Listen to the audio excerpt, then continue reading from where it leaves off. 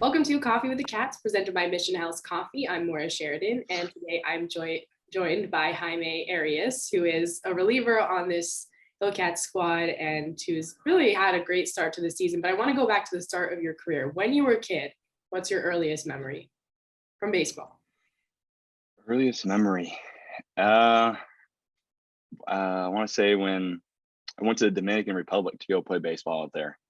That's probably like I was in not elementary, middle school. Why did you go there? We got invited to go play for some team, and we said yes. There was a couple of my buddies went, and we said yeah, and we went and played at all their the complexes there. Yeah, what was that? Fun. It was a good time. Yeah, what was like the coolest part about that trip? What like really stuck with you? Just taking it back, like actually how good we have it out here, and then like just going having those meetings with them saying that like, all right, you guys got to like be careful, like this and this, and then it was just like actually like seeing it, it was just like, wow, we actually really have it good out here, and these guys are just actually playing with sticks and rocks trying to get looked at, so it's kind of a blessing. Have you talked about that experience with any of the players on this current team that are from Dominican Republic? I kind of talked to Dartson about it a little bit, but kind of never like really got into it. Just I played out there and I've been there one time, and so he was like, "Oh, nice, where at?" And then that's it. Felice seems like a character. Am I right? Oh, he's a character and a half for sure. So then you go to Fresno State. What brought you to Fresno State, and what led to that decision for you? So they had recruited me at a area code tryout, and then after that they were like contacting me a lot, and then I went there like on a visit. I felt really good. I felt at home. They welcomed me in, and it was just one of those just like, all right, I like it here, so it feels like home. Yeah, and you ended up having a great career there. And do you have a favorite game that really sticks out that you'll always remember? Yeah, so it was at 2019 regional. The whole experience was just one of those, just like, wow, like we get to go to regional, play on TV. I mean, we played on TV a lot, but it was just one of those like different experiences. So it was pretty good. Yes, for those of us that will never make like an NCAA tournament or anything like that, what is that pressure like, but also like the kind of pure joy that comes from it? Honestly, it wasn't as much pressure as it was for our Mountain West tournament, to be honest with you. Our Mountain West tournament was like, our head coach was just like, all right, guy, like we got to win, blah, blah, blah, just like putting a lot of pressure on us. And then at the tournament, he was just like, all right, just go play baseball. You guys will be fine, this and this. And it was good. It was a good time. Yeah, because correct me if I'm wrong, but with Mountain West, it's like a one bid league, right? So you have to win, right? Or else you're not going. No. So we had a tournament. We had a tournament. Yeah, it was 4 teams, top 4 guys, top 4 teams. Yeah. Oh, okay. yeah. That's what I mean. Like, so like you're not getting an at large. Like you're literally you have to win or you're not gonna go. Yeah. That's all right. Yes. Yeah. My bad. No, that's good. I was like, I think I said that right. I come at it from a basketball perspective a lot of times. Okay, yeah. And so I was thinking, where I worked at University of Vermont, if you didn't win the whole tournament, you weren't going. Like you had to win the conference or you weren't going, just because we weren't like the Dukes and Syracuse's of the world. But so after Fresno State, or actually in 2020, you go back and then obviously everything happens. You don't have a full season. So how did you get past that, like mentally as an athlete, and how did you stay positive during that time? At first it was kind of like I was super bummed out that our season's done, we're not playing again for a while. We thought we were going to come back like a month later, but then everything got shut down. And so it was kind of good and bad at the same time, just because I got to go home and be with my family. I mean, I really didn't get to hang out with my family that much, and then so it was kind of nice. And then after a while, I was like, all right, I'm ready to go do something else. Like something needs to change already. How'd you keep your baseball up? So we had a facility back home that stayed open. It was kind of just like just keep it down low. Like you guys can come in and work out, and then just throw at the football field back home. So it was kind of nice. So kind of like back to your roots a little bit. Yeah, kind of back to the roots. Like when I go back home from like off season stuff, just go train back home. Is there anything that you kind of found out about yourself as a baseball player during that time? Because I know Zach Hart was saying he kind of like developed his knuckle curve during the pandemic. Yeah, honestly, for me, it was more of like staying on top of my stuff that kind of like helped me figure out what kind of player I really am or what kind of person I am. Just like being able to stay on top of my stuff. All right, this is who I am. This is what I'm really going to do. So let's take it to the next level and keep training and keep doing what I can do, even though we were in a pandemic. So when you end up signing with Cleveland, what was kind of the most appealing thing about how they develop pitchers? So after just talking to my agent, it was just one of those, like, their pitching organization, they take care of you guys. And then just after like talking to a bunch of people about it, and it was like, all right, like I'm going to sign with you guys. And then after that, it was like, they just showed us a bunch of data and all that stuff we didn't have at school, like when like other schools have. But then, so it was kind of super, it was like exciting just to learn all the stuff that I can develop better and get better at. When you've come into professional baseball and in this Cleveland system that has had a lot of success at developing pitchers, is there something that they've taught you already that kind of just like blew your mind or shocked you that you've really taken and started to use in your game? So back at school, our head coach was always a big believer on throwing downhill, throwing at the knees and all this. And then got here and they said that to throw at the top of the zone, sometimes you'll have some success. And it was kind of hard at spring training. It was kind of hard to like believe that. And then I started doing it and I was like, oh, wow, I'm getting a lot of like ground outs, pop-ups, or some strikeouts. So it's just like, that was kind of like the biggest thing I took away from that in these last 2 months or 3 months we've been out here. Oh, that's super interesting. Have you learned from your teammates as well? Yeah, I learned a lot from just a few guys, just like talking to the bullpen, like how you hold your changeup, how you hold your curveball, like what are you doing, when you're pre-pitches, what are you like, what's like, just kind of just picking people's brains, see what they're doing. Who has like that pitch that you're jealous of? Because everyone says Ramirez is slider, and I've heard Trey Benton's curveball. Is there anyone else that you're like, oh my gosh, I wish I had that pitch? Well, yeah, Ramirez sliders. Yeah. It's something else, but no, Espino has his good curveball.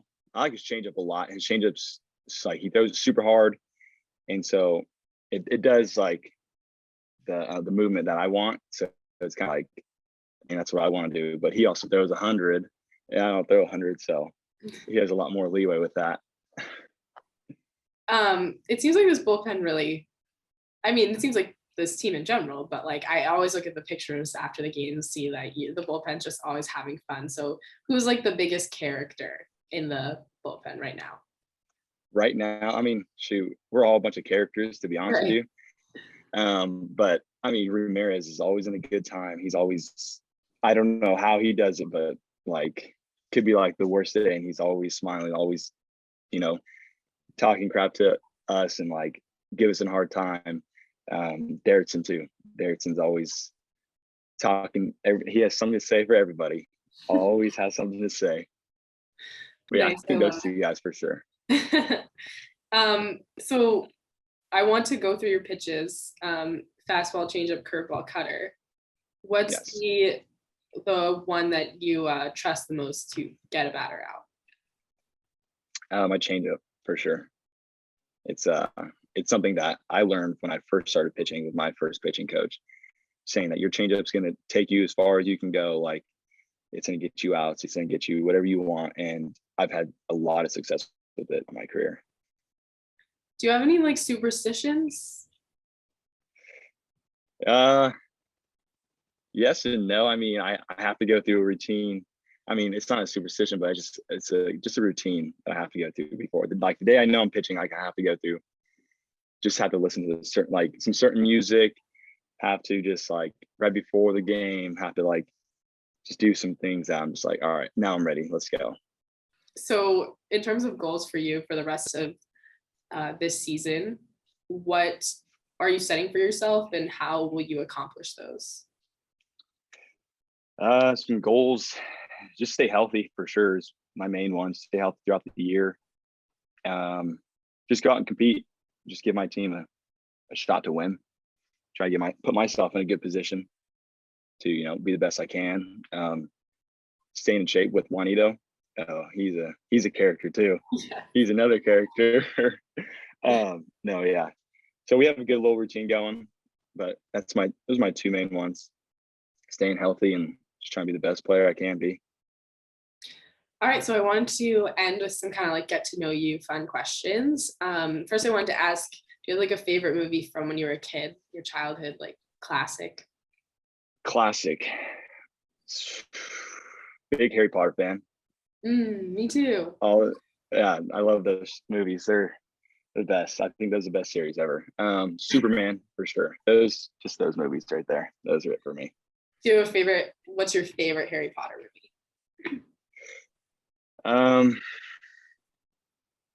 Deathly Hallows for sure. Okay, yeah, that's good. Those ones. They're all on. So it's like I think they're all on HBO Max now. HBO Max, yeah, they're all on there. Yeah, I saw that, so I was like, all right, I need to watch them. Yeah, during the pandemic, I like reread all the books and then I went back and watched all the movies because I had so much free time. And I was like, wow, this is the best. It's my favorite. I'm not a big like Lord of the Rings or like any of that stuff, but Harry Potter really. No. Yeah. Okay, so who is your favorite non-baseball athlete? My favorite non-baseball player. Man, I don't know. Let's see. There's a bunch. I mean, shoot. I don't know. That's a good question. Because I mean, I don't watch basketball. Football's like a really good one that stands out to me. Probably Russell Wilson for sure. Yeah. He's something else. He's an athlete. I feel like he does all the right things on and off the field. And so it was kind of like look up to him on that stuff. So yeah, I'm a Patriots fan, so unfortunately Dolphins over here. Yeah, one of the best moments of my life was probably one of the worst moments of Russell Wilson's life. So I do feel bad for him. But I'm a really big fan of his sister who also plays basketball at Stanford, and she's like amazing. So that family is ridiculous. Did you grow up a Seahawks fan or no? No, Dolphins fan. Oh, that's sad. Yeah. You got one of ours though now. I mean, potentially, maybe. Oh yeah. I mean, yeah. They're better than the Jets. Yeah, we'll take the division this year. All right, we'll see about that. Yeah. Who would play you in a movie? Have you ever thought about that? Who would play me in a movie? No, never thought about that. I think about it all the time. They're probably really narcissistic, yeah. But yeah, I already have like who. That's a good question. Honestly, I don't know. I mean, I don't know. Probably one of my good buddies I met in college who's on the team. Probably him or one of my really good buddies that I grew up with for sure. His name's Diego Black. We're some characters when we're together, it's like it's a good time, but like we both know it's just when we're both together, we're the same people, so it's just like kind of funny. Yeah. So are they like actors? No. Oh. No. You don't have an actor who would play you in a movie? Oh, an actor. I think you're talking like a friend. My bad. No. No, it's okay. I mean, that'd be cool if your friend played you in a movie. Yeah, I thought you were talking like a friend. I was like, oh, okay, maybe. No, an actor? No, I don't know. I haven't thought about that one.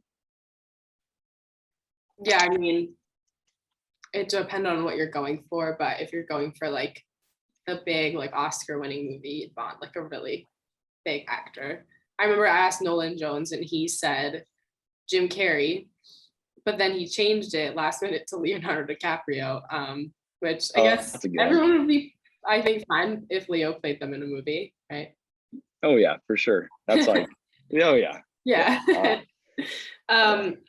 So we already kind of talked about like who like the biggest characters on the team. So I was gonna kind of ask like if you guys had a reality show, who would be like the most like do you think it would be more like the Kardashians, like Keeping Up with the Cats, or like how do you think what would be the appeal of your reality show? Like what would make it fun? Oh man, that's a tough one. Probably something like that, like Keeping Up with the Cats or something. Just to, I don't know, because it's something different every day with these guys. I mean, at least in the bullpen, it's just like everybody has a story, and it's like, yeah, you bring up something, and everybody's just has a story, and then, or I don't know, yeah, it's probably like something like that for sure. Or any of the field players, you talked about the pitchers, but who's like the funniest guy not on the pitching staff? Not on the pitching staff, pretty funny.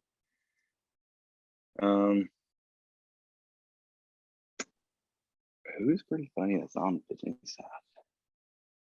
Trying to think. Give me a second here. I mean, Cairo's pretty funny. Hosea Nelson's pretty funny.